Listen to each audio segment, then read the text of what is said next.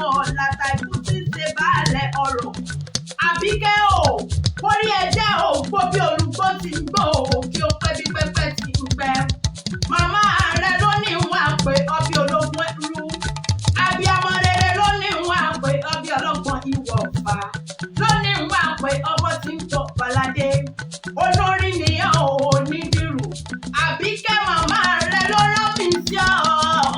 Mo tún ráyọ̀ náà jẹ́ mi gbé èjègbẹ́jọ ìwọ gangan ní fẹ́ mọ̀ kó bẹ̀rẹ̀ fún. Abọ́sẹ̀dé o, ìwòyí àwọn ọdún ìgbà lé rẹ̀ léni. Àwọlé rẹ̀ léni, ọmọlé rẹ̀ léni. Kó o má ṣe ṣiṣẹ́ o. Ọ̀rọ̀ rẹ̀ ò sì wá ní ìbárayé nù o. Lágbára lọ́wọ́n bá gbogbo ibi tó bá ti dé. Àpọ́jú rere la fi ń wọ̀wọ́. Abọ́sẹ̀dé ojú rere la fi ń wà mọ́. Ojú rere sára fi ń wà tẹ̀lẹ̀kẹ̀. Owó màmá Matthew, màmá Elizabeth, màmá Dorcas, màmá Gabriel ìforíjà ò jẹun ọmọ gbogbo tó fojú ọwọ́ rẹ̀ ṣe. Ó wá nífẹ̀ẹ́ yan ọwọ́ dà wọ́n nù. Àbíkẹ́ o, màmá rẹ̀ ló ní wá pé ó ní mú ọ̀rẹ́ lẹ́wọ̀n bàbá tó bí ọlọ́mọ gangan.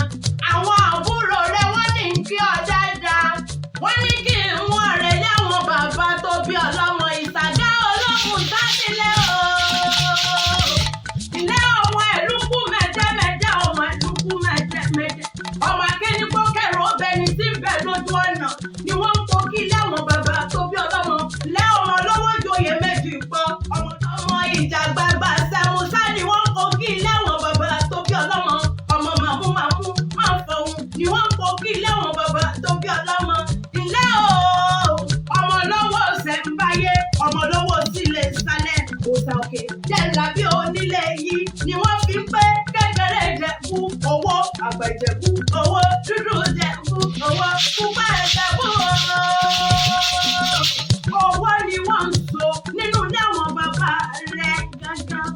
Èbí sùn mẹ́fà ní sùn Ìjẹ̀bú, wọ́n jẹ méjì, wọ́n ta méjì, wọ́n fi méjì tó kù, wọ́n fi sọdún ẹ̀lúkú tàbí kọ́ fi sọdún àgẹ̀wò. Kí n sáré ṣe wẹ́rẹ́wẹ́rẹ́ o, kí n dénú ilé àwọn màmá tó bí ọlọ́mọ wọn wá ní wọ́n ọmọ ẹkùn.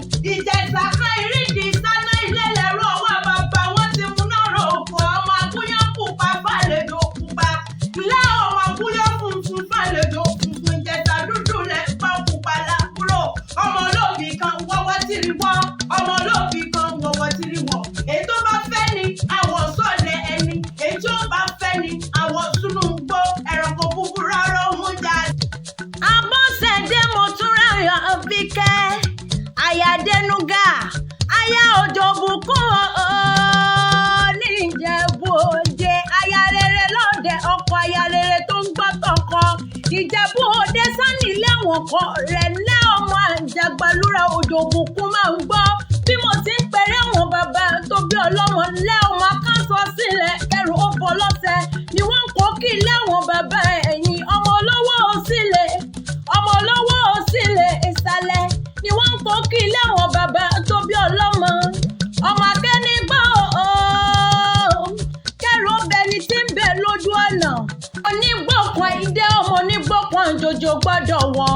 Àjòjì tó bá wọ gbòòrò ni ó padà dẹni bọ́ra ni. Ọmọ aráyẹ kéròkò kórókò tá ẹ̀yẹ jì lọ. Ọmọ dúdú lé ọmọ bẹ́ẹ̀ sè, pupa tó mọ̀ bẹ́ẹ̀ sè ó sì lè. Aya òkú máa ń gbọ́ lé ọmọ wúre, ọmọ wúre, ọmọ wúre fàṣẹbanu. Ọmọ onígbọ̀kan ìdè ọmọ onígbọ̀kan àjòjò gbọ́dọ̀ wọ̀. Àjòjì tó máa wọ